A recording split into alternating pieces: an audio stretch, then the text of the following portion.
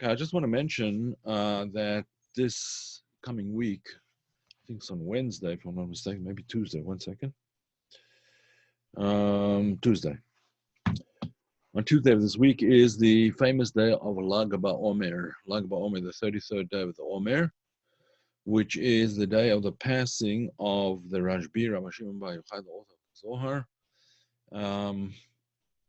And it's a day that is celebrated as an extremely special day. He asked, before he passed away, he asked for it to be celebrated and not mourned, because life for him was a celebration. It wasn't a period of mourning, even though he lived through some very, very difficult times, and he had to escape from the Romans, and he was hidden away in a cave, and so on and so forth. But so it could be, I don't know yet, it could be that I'm going to make some kind of program for Lag BaOmer for Tuesday, probably Monday night, maybe Tuesday night, we'll see. But I will send out an email, so look out for an email. You may receive something from me on Monday or on Tuesday. We will see. Is anyone interested? Let's put it that way. Is there anyone interested in doing something for Lag BaOmer, or do you have prior arrangements? Just yes is good enough. Yes. Okay, so we have two at least. Three. Okay. All right. So we may do something like learn a little piece of Zohar or something like that, or discuss some issues concerning the Zohar. We'll see. Okay. All right. So it's not a commitment, just an interest. Let's put it that way. I'm not asking anyone to commit at this point in time, especially since I haven't committed myself. But okay. All right. Let's get back to where we were. We were discussing the Maimon, the discourse. This is the discourse again that the rabbi, who was the previous Lubavitcher Rebbe, the sixth Lubavitcher Rebbe, not the seventh. The seventh was the one who became Rebbe in 1950. Already 1951. The previous Rebbe passed away. Rabbi Yosef Yitzhak passed away in 1950, and he accepted the leadership in 1951. That was the seventh Lubavitcher Rebbe. The sixth Lubavitcher Rebbe is the one that wrote this discourse called Basi, Legani. I came to my garden. And after he'd finished writing it, ostensibly it was written for his grandmother's, the day of his grandmother's passing. But in retrospect, it was understood that he actually wrote it as his last will and testament, to put out the plan for what would be, what ought to be the plan for the future, and how people should approach their lives from that point on once he had passed on. Again, the mantle of leadership was taken over by his son-in-law, the seventh Lubavitcher Rebbe, a year later. Okay, so the first chapter. Thank you. Yeah. You mean Lag BaOmer? Yeah. So maybe we'll do one again. Yeah. Okay. So the first chapter of this discourse starts off with the word Basi Legani. It's a word. The words are from Song of Songs, and it talks about I came into my garden, my sister, my bride. In other words, I came into that place where the soul of man and God are unified, where God and man become unified. That's the place. That place is essentially the Beit HaMikdash, the temple. But as we see throughout this discourse, that temple is interpreted not geographically necessarily, but as a certain space within ourselves. There's a certain holy space within ourselves where there's a meeting of man and the divine, a meeting of man and God. And that is essentially the aim of this particular discourse, to discuss that and to suggest various means of achieving it. Again, I see that the connection is unstable. All right, we'll do our best. In any event, the discourse went on to say that in the beginning of creation, God created the various worlds, of which there are 5 worlds. The first world, one world is a transcendent world and a meta world called the world of Adam Kadmon. And then there are 4 immanent worlds: the world of Atzilut, which is the world of closeness, the world of Bria, the world of creation, the world of Yetzirah, the world of formation, and the world of Asiya, the world of action, the world in which the lowest part of which is our physical world. The spiritual structure behind it is called the world of Asiya. All of the worlds have the same structure, but on a much each on a much higher plane of existence. We'll speak about that later on, probably. Not today, but in a later lesson. In any event, why was it that God created the lowest world? With an intention. The intention was that He would create human beings who are these physical creatures, limited, very limited creatures with limited understanding, limited abilities, capabilities, and limited opportunities to an extent. And we would nevertheless take the world which He had created and we would make that world a dwelling place for God. Now, he does not bring this in the discourse, but it is an important point to note. And that point is regarding the Sabbath, for example. It says, after God finished the creation, He created the Sabbath. On the seventh day, He rested, so to speak. In other words, He rested from creative activity, which is why we rest from creative activity on the Sabbath. But that idea was that He created the seventh day, He created the Sabbath, Asher bara Elokim la'asot, He created it to do. In other words, the world was created as a world in which we would act, in which we would do, in which we would make the dwelling place for God. So in the initial aspect of creation, the divinity was manifested in the world, in the lowest of worlds. It was revealed. But because of the sins of 7 generations, there were 7 generations of sinners, starting off with Adam. Adam came, and so it went on through the various generations, 7 generations altogether, until the generation of the flood, and beyond, and the generation of the Tower of Babel, and so on. All of these 7 generations pushed away the divine presence from a revealed state to a concealed state, which is called the 7 heavens, the 7 rakiyot, the 7 rakiyas. Right, the rakiya means just a spiritual level that becomes more and more hidden. So the divine presence is there, but it becomes more and more concealed due to man's negative actions, due to man's sins. Then along came 7 generations, starting with Abraham, Isaac, Jacob, and they began to bring down the divine presence back into this world once again, until we get to Moses, Moshe, who was the 7th generation, and he was the one that brought down the divine presence back into the world. The Rebbe goes on to explain in the Maimah that that's really what we're supposed to be. We're supposed to take this physical world and transform it into a world of godliness, just as those 7 generations did when they brought the divine presence back down to earth. They transformed the world into a world of godliness. We have to use the means and the methods that they use, the tools that they use, so to speak, and again transform the world, our world now, into a place where there is where the divine presence is revealed. Okay, that's all what we did last week. Let me share a screen where we were going to. Sorry, there's 2 people waiting. Just 1 second.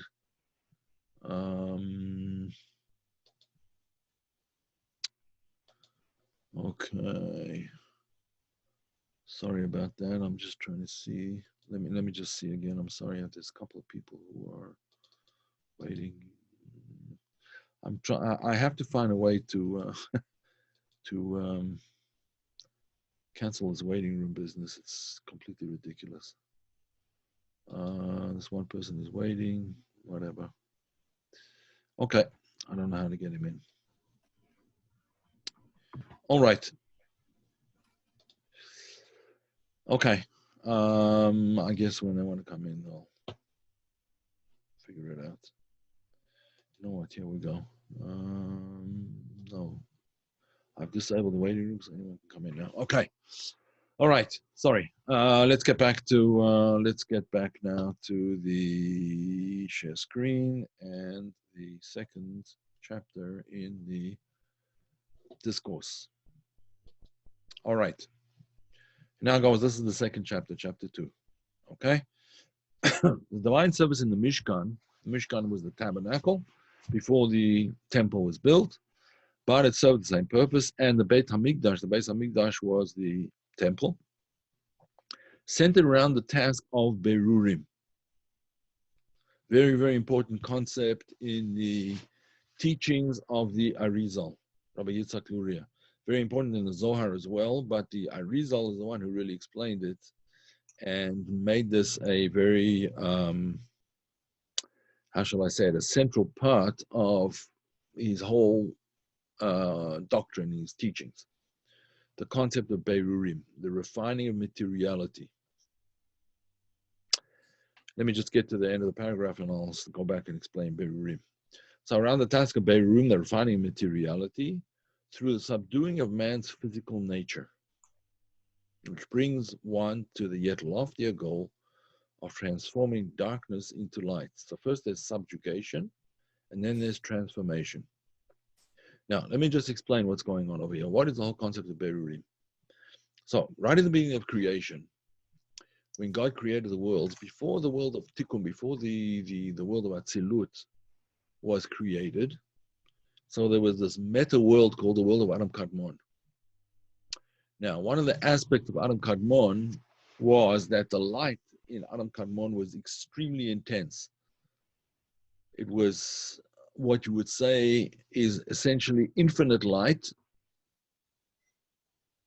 which was kind of, I know it sounds ridiculous, but kind of crammed into finite vessels. Put it this way. This was after the Tzimtzum, so the infinite light was not infinite in the true sense of the word, in the absolute sense of the word. It was infinite in a relative sense. It was relatively infinite. Now, relative infinity, I suppose, is not a concept that, you could say it was condensed. The light was condensed. In any event, it was relative to the ability to contain the light was infinite. You could say, I suppose, that the world of Adam Kadmon kind of had a nervous breakdown and had too much energy, right? Had too much energy, and therefore the world of part of the world of Adam Kadmon actually shattered. That aspect of the world of Adam Kadmon is called the world of Tohu, the world of chaos. And I was created that way. It's created in order to have man participating in the whole process. God does not just want to present everything to us on a platter and then sort of walk away, so to speak. Go and enjoy yourself, kids. No, there has to be participation on man's part as well. And the reason for this is otherwise, the Zohar explains that it's otherwise called Nahama Dikisufa. Nahama Dikisufa is a term in Aramaic which means the bread of shame. Why is it the bread of shame? It's called the bread of shame because you didn't work for it. You got it for nothing. It's a handout. When you get a handout, you don't really appreciate it. You know, kids who grow up with plenty, very rarely do they actually appreciate what it is that they have. You probably know from bringing up your own kids, if you have any kids, that when a child is made to work somewhat for, let's say, a bicycle or something, they'll appreciate it much more than if it was just sort of given to them. And that's the way it is with us too. With us human beings, God wants us to participate in the whole process of creation, and therefore he left part of creation unfinished. The sages of the Talmud explain that he left one side of the world unfinished, so to speak, one wall unfinished. It's not meant to be taken literally, obviously. It's meant figuratively that the work was not finished. And that's why it says, Asher bara Elokim la'asot, God made to do or to rectify. He made the world in such a way that it needs some kind of rectification. It needs improvement. It needs perfection. It needs to be perfected. That's the concept of Berurim. So, in other words, refining the world. When the world was created, because the light was too great, the vessel shattered. Again, this was all deliberate. The vessel shattered into 288 sparks initially, which then subdivided and subdivided and subdivided. And the Israelites in Egypt, through their tremendously tough labor that they had to undergo for 210 years, they managed to elevate 202 of those sparks, leaving 86 of the most difficult sparks, which after they came out of Egypt, the intention was that the last little bit of work would be completed at the receiving of the Torah. But right after they received the Torah on Mount Sinai, there were a group of people that Moses himself had brought out of Egypt without permission, essentially. He brought them out of Egypt because they asked if they could come out with the Jewish people. These were not people who were born into Jewish families, but there were other slaves who came out together, and they went back to their ways of idolatry right after the giving of the Torah. It's called the Erev Rav, exactly. Yeah, the Erev Rav, the mixed multitude of people. There were people who were also enslaved at the same time that the Israelites were enslaved, and they came out with the Jewish people, the Israelites, and they made this golden calf right after the giving of the Torah. So instead of those 86 sparks being elevated at the time of the giving of the Torah, they were then further subdivided and explosively subdivided and buried within all of creation, all of the rest of creation. And since that time, we have been sort of picking up the pieces, so to speak. Now, this is a very complex issue because it has to do with reincarnations and all kinds of other things. As you probably know, there's a whole doctrine of reincarnation in the writings of the Rizal, Rabbi Yitzhak Luria. Also in the Zohar, there's a section, a very important section on the concept of transmigrating souls, of souls that transmigrate or become reincarnated. The concept is called Gilgul Neshamot. The rolling, or the recycling, better, of souls, the recycling of souls. Now, you have similar concepts in other religions, mystical paths, whatever, but there, in one sense, it's a punishment. In some other mystical paths, it's the concept of Gilgul, of reincarnation, is a punishment. In others, it's just an endless cycle of things being recycled and recycled and recycled, and never finishes. As far as Kabbalah is concerned, this is a process of perfection. In other words, a soul is given the opportunity to perfect its previous imperfections by way of Gilgul, by way of reincarnation. Generally, the Arizal says the general rule is that a soul is reincarnated only 3 times. The same soul is reincarnated only 3 times. If it didn't manage to get it done in 3 times, then other methods are used to purify that soul. It's part of the concept of tikkun. Yeah, it's part of the concept of tikkun. It's an aspect of tikkun. But it's more of a personal aspect of tikkun. It's a tikkun of the soul itself. Dennis asked, so it's expected that all people have to pick up the pieces that were shattered. No, it's our work. It's not God's work. It's our work. Since we broke the vessels, we are the ones. I mean, we broke the vessels after there was a golden calf, since we didn't rebuke them or prevent them from doing it. So we kind of participated in it. We're responsible for having allowed it. And therefore, we have to pick up the pieces. Of course, there's always divine help with such things, but we are picking up the pieces. In any event, that is the concept of Berurim. And the refining of materiality, as he explains over here, Berurim, the task of Berurim, the refining materiality through subduing of man's physical nature. Now, I don't like the way he translates this here, through the subduing of man's physical nature. It should be translated through man subduing his physical nature. It's not the subduing of, that someone else is doing it, or it's done sort of third party kind of thing. It's not that. It's man subduing his own physical nature, and he'll explain in a minute, not only his physical nature, but his animalistic nature.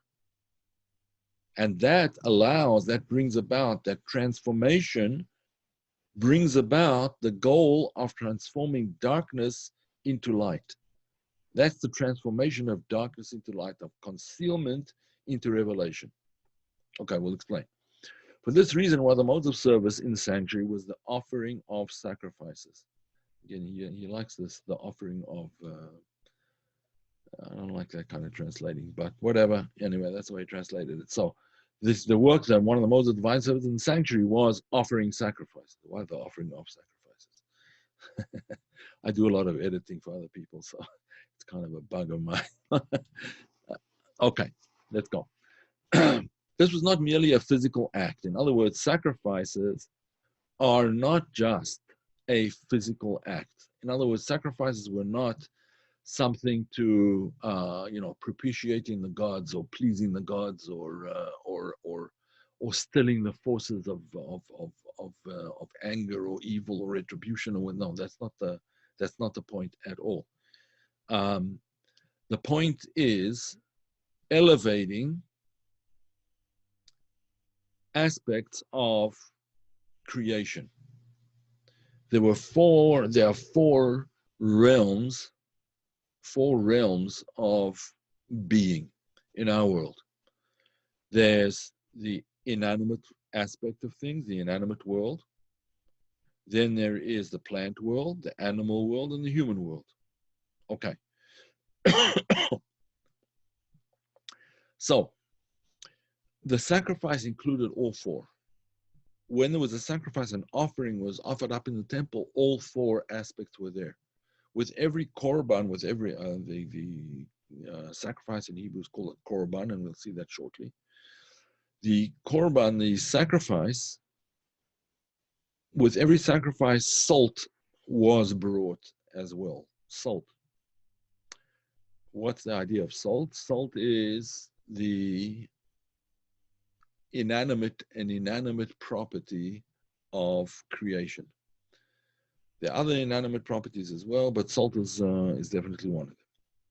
And so salt was brought on the altar. There was salt that was brought with the korban. Then there were sacrifices. There was a libation of wine at the same time. The libation of wine is obviously the plant world. Then there were certain other types of sacrifices where animals were not sacrificed, but rather flour or barley or wheat cakes, matzahs, were sacrificed, or loaves. The loaves in of the showbread. That's the plant, all the plant world. And then there was the animal world, obviously the sacrifice itself. The sacrifice would be either from a goat, sheep, or a cow. Those are the three types of animals that were sacrificed in the temple. No others. Oh, and birds as well, sometimes pigeon and dove. Those were the types of animals. And then there was the person bringing the offering, or if it was a community offering, that was brought by the Kohanim, the priest, and the Levim, the Levites. The Levites were the aides and the servants to the priest. And they had their own service as part of the service as well, with singing and musical instruments and so on and so forth. Anyway, so this was not merely a physical act. The participation of the Kohanim and the Levim, the Kohanim again, the priest, and the Levim, who were the attendants to the priest, who accompanied the offerings. The Levim accompanied the offerings with their hymns and musical instruments. The Levites were the ones who actually sang hymns and and played musical instruments, demonstrates that these sacrifices were a spiritual mode of divine service taking place in man's soul. They were taking place in the human soul at the same time that they were taking place outside. In fact, the manifestation outside is only one aspect of it. The more important, in a sense, the more important part of the one that we still have that wasn't taken away from us with the destruction of the temple is the sacrifice that goes on inside the heart or the soul of a person. Okay, so it goes on to explain. In the personal, what was the need for the sacrifice again? The need for the sacrifice was elevating the world. The way of sacrificing were also complete sacrifices, yes. Infinity's use of Krishna to even attempt to explain the divine truth. How does that elevate? Well, if a thing is used for holy purposes, then it becomes holy. In other words, the animal was not, parts of the animal were not consumed at all. They were just put onto the fire. In some of the sacrifices were completely, it was a daily sacrifice, a twice daily sacrifice called the Korban Olah, right? The sacrifice that was burnt completely. It wasn't consumed by humans at all. So it was elevated into a spiritual, it was put on the altar and elevated into a spiritual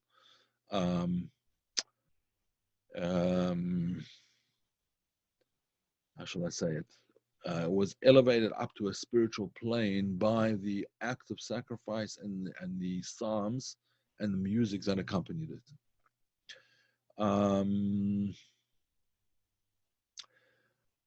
I'll come to that in a minute, Martin, because I think we need to learn a little bit further, and then you'll see the answer yourself probably. Okay? So in the personal sphere of a man's service of God, the theme of sacrificial offering is alluded to in the verse, a man who shall bring from you an offering to God. The actual expression in the Hebrew, I actually have it here, I prepared it beforehand. It goes like this, Adam ki yakriv mikem korban LaHashem. A person, literally, read like this, Adam, a person, ki yakriv, when he sacrifices or offers, mikem, from you, a korban, an offering. A person, when he offers from you, in other words, from him, when he offers from him a korban, now a sacrifice. So a man who shall bring from you an offering of the cattle, the herd, and the flock shall bring you offering. The order of the words, the point is that the order of the opening words here is problematic. It shouldn't say a man who shall bring from you an offering. We would imagine that grammatically it should say when one of you brings an offering, rather than when you bring an offering, or when a person brings an offering of you. But the wording is specifically meant that way to express two things. When a person brings an offering, the simple, straightforward meaning, but where is the offering from? The offering is from you. The offering is from you. It's you that is the offering.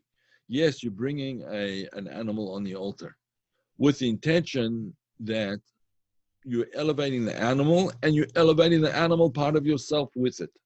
Okay, so that's what he explains. If the intention of the verse was simply to describe the Lord's offering a sacrifice, it would have said a man of you, a man amongst you, a person amongst you, who shall bring. It implies from man itself. As is well known, however, the transposition, a man who shall bring from you, shows that the verse intended to teach a fundamental principle of the sacrifices. What's that fundamental principle? Insofar as they are carried over into every man's personal service of God. Now, when he says every man, it's not only a man, a woman also brings sacrifices. Every person's, he's translating it literally Adam, right? The word Adam translates as man, but it means man in the general sense, man including including both genders. So the opening phrase should thus be understood as follows. The verb used here for bringing an offering is yakriv. Adam ki yakriv. Yakriv. To bring close. shares a common root with the verb karev, to draw near. So when a person is bringing an offering, what is he doing? He's bringing from himself an offering. He's bringing part of himself as the offering. Okay? And indeed, the function of the sacrifices was to bring one's spiritual faculties and sensibilities closer to God, while at the same time bringing the physical korban, the actual offering, the actual animal, which was elevating the spark of divinity that's within the animal back to its place. So, to answer your question, Martin, is the sacrifice the transfer of the lifeblood of the animal for the sins of the individual? And after the second temple, how does sacrifice get replaced by prayer? Sacrifice gets replaced by prayer because prayer is also bringing your inner dimension to God. It's bringing yourself up to God. The word tefillah is from the word to, it's from a word which means, in a sense, dveikut. Tefillah, taltol, means to like bind things, to wind things together. You know, like when you have tzitzis, they're wound together. So it's winding yourself, binding yourself to God is what tefillah is all about. Another explanation of the word tefillah, tefillah is the Hebrew word for prayer, is from hatofel kli cheres, someone who puts a glaze on a pot, right? A glaze on a pot. What's that glaze on a pot? That glaze on a pot is now inseparable from the pot. Yeah, you could scrape it off, I suppose you could, but leaving it there, it's inseparable. It becomes part of the pot. The same thing is true of prayer. The purpose of prayer is to bring that part of yourself to cleave to God, dveikut. Exactly, that's dveikut, exactly. And that's what it's all about. That's what prayer is all about. And that's what the concept of sacrifice is all about. In those times, in temple times, this achieved the meditation on the sacrifice and the offering actually brought the person to the same place as prayer. Today we don't have the offering, so we do it with prayer alone. But he goes on to say, the opening phrase can thus be understood to speak of a person who seeks to draw near to God. And the regular order of the words in the verse now allows it to be interpreted as follows. If a person wants to bring an offering, i.e. if he wants to draw near to God, then this is from you. Meaning to say, it's not only yourself that you're offering, but you have to bring the offering. It's not somebody else that's going to bring it. You have to bring it. It's your offering. It's you offering yourself. It's dependent on you. It depends on you. And therefore, the offering that you could bring, this is one of the earliest lessons in the Torah regarding offerings. Cain and Abel both brought offerings, Cain and Hevel in the Hebrew version. Cain and Hevel, Cain and Abel. Both brought offerings. Cain's offering was like what was left over from what he didn't need, right? Basically, a few stalks and a couple of husks of flax, which he had no need for. That's what he brought as an offering. It's it's like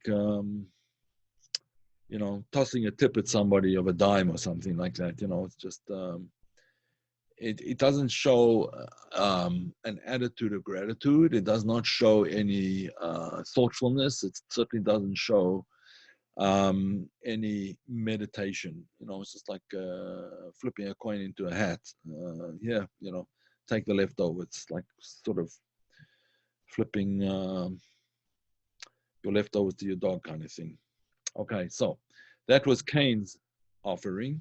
And Hevel brought a proper offering. He brought one of his animals as an offering. In other words, he brought something that was valuable to him, that he could have used and that he could have benefited him. That's what he brought. So too, with all the sacrifices, it depends on you. You can bring whatever sacrifice and whatever offering you want. It might even be that you're going to have your arm twisted to bring some kind of offering, right? A lot of people say that that's what the coronavirus is all about, so that people have, have not only the time but the mind and the thoughtfulness now to sort of praying for their health and for their good health and so on, and being grateful for their good health. But I'm not saying that's the purpose of it, but it certainly is something that seems to have happened recently. In any event, It depends on you what kind of offering you would wish to bring. It's dependent on you. The possibility and responsibility with the closeness of a person's connection with God lies with himself. In other words, it's all up to you. Let no man say, "How shall I approach God?" He may well know his essential lowliness. He may know that he's a lowly creature, a low life. He may well realize to what degree he has tainted his soul through improper conduct. He may well grasp the prodigious distance that he has thereby imposed between himself and God. But in answer to his question, in other words, the question, how shall I approach God? Or is it even worth approaching? Am I just going to get thrown out? The Torah assures him, your nearness to God is all from you. It depends only on yourself. Now, this is a very, very important lesson for individuals. You see, a lot of people kind of, they give up. So listen, I'm a tainted creature. I'm imperfect, and therefore it's not even worth it. It's not worth doing anything. I'm just, it's all over. Not true.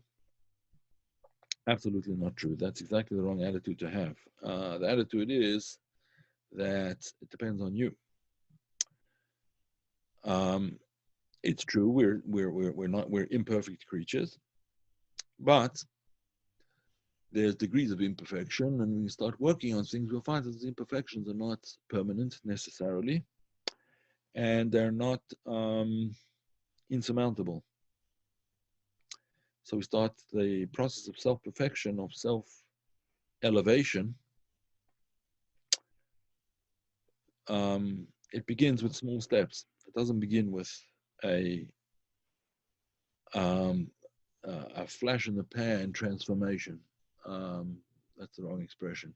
It doesn't begin with a Charlton Heston type of transformation. Small steps. Some people have, what they call a spiritual conversion. Some people have that, but it's unusual, it's rare, and in many cases not real. So, small steps, one step at a time. That's the way to go. It's many steps to get to. It's one of the teachings of this time that we're in now, from Passover to the time when the Torah was given 50 days later, from the Exodus to the time that the Torah was given, that the Ten Commandments was given, was 50 days. So every night we count the Omer. It's called counting the Omer. In other words, you have to make every day count. It's only 50 days there, but that's what your life is supposed to be. It's a period of time, 7 weeks, 7 times 7, 49, then the 50th day comes. And you learn from that change is incremental. It's not necessarily a Charlton Heston conversion moment, right? It's a moment of quiet reflection every day, a little bit of prayer, a little bit of improvement, helping other people, adding a mitzvah commandment, and slowly, incrementally, things start to improve. Okay. Let's see. There's some questions over here. It depends on what you're praying for. Yeah, of course.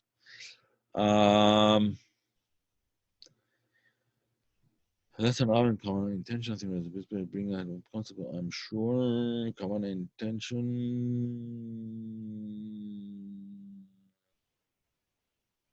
Right.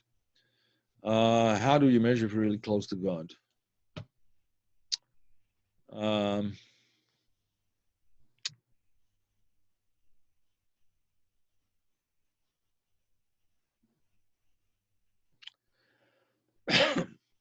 It's a deep question.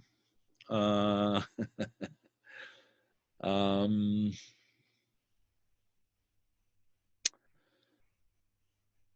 don't want to answer this flippantly. It demands a lot of thought. But just remember, God is infinite and we're finite. Is it possible for us ultimately to really get close? Yes, it is. How is it possible? Through the means that God gave us. Prayer is one of them. There are 612 other ones. The mitzvot. There you go. Do the mitzvot, says Rebbe. Yeah, exactly. That's right. Your closest quantum physics, the cat does not exist until I see it. So my closest does not occur until I acknowledge it. That is profound, and that is correct. There are some problems that are starting to surface with Schrodinger's equations. By the way, I before this coronavirus started, I had a meeting. A group of friends got together Wednesday nights. Two of them are, well, one's really a mathematician. One is a physicist who teaches university at the moment. The other one used to teach mathematics in Harvard. This one teaches, he teaches physics in University of Illinois, and he's one of the big researchers into modern physical concepts and so on. A third one is a biologist who works with DNA replication and things like that, whatever. Anyway, he's a very interesting guy. And a friend and scholar, a Torah scholar of mine. So we all meet on a Wednesday night before the coronavirus. We stopped doing it during this time, but we're going to get back to it. And we would discuss these things. And so one of the things that that's on the table is to discuss Schrodinger's equations and Schrodinger's and why it may be problematic. What Schrodinger does point out is that consciousness is part of the equation. You can't leave consciousness out of it. Okay, let's leave it at that because I'm going off into the woods over here.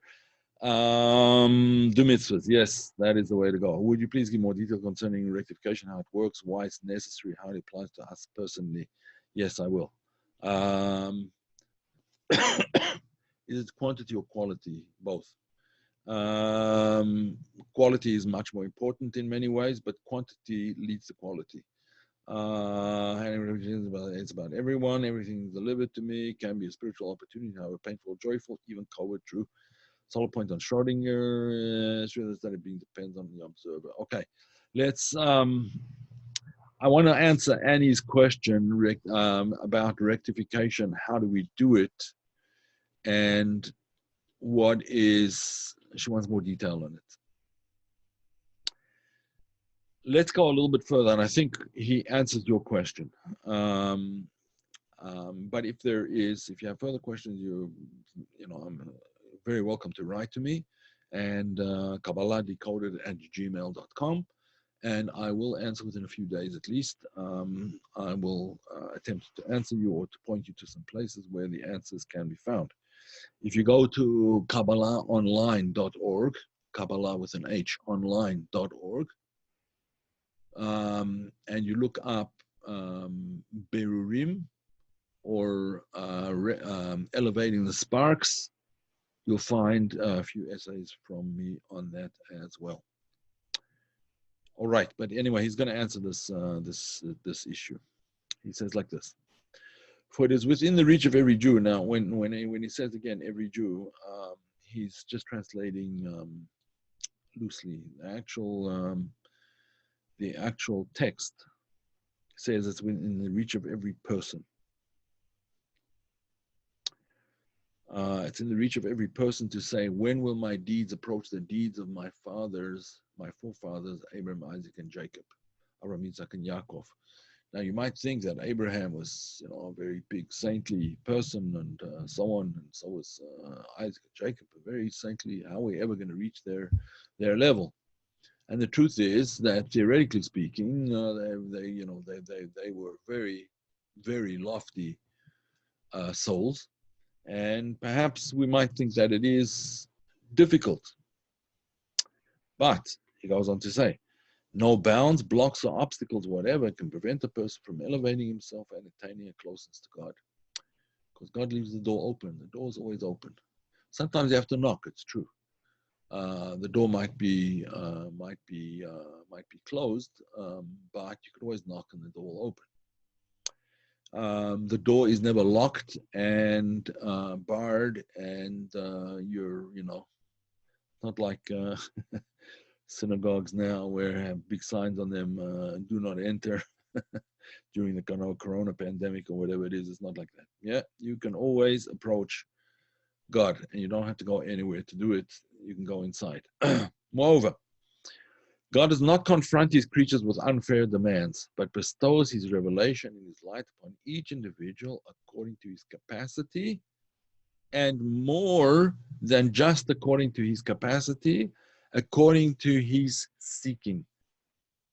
According to his seeking, according to how you seek, according to how you attempt to form this relationship with the Almighty, that's how it goes.